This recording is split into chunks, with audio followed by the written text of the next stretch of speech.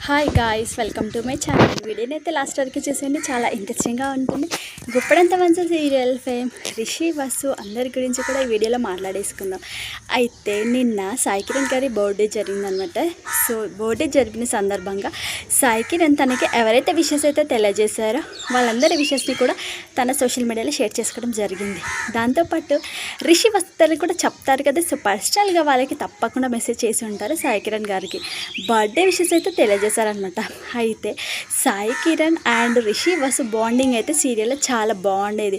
రిషి మరియు సాయి కిరణ్ గారు ఇద్దరూ కూడా అసలు నిజంగా ఫ్రెండ్స్ లాగా, ఒక ఫాదర్ అండ్ సన్ లాగా కాకుండా సీరియల్లో ఫ్రెండ్స్ లాగా చాలా హ్యాపీగా, చాలా జోయల్గా ప్రతి ఒక్క విషయాన్ని కూడా షేర్ చేసుకునేవాళ్ళు. వాళ్ళు సీరియల్లోనే కాకుండా బయట రియల్గా కూడా వాళ్ళైతే చాలా బాగుంటారు. వాళ్ళ బాండింగ్ అనేది చాలా బాగుంటుంది ముగ్గురిది కూడా.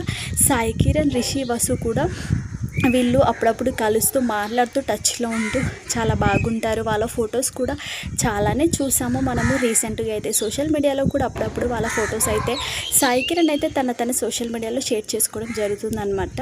సాయి కిరణ్ గారు సీరియల్లో మహేంద్ర క్యారెక్టర్లో రిషికి తండ్రిగా నటించాడు.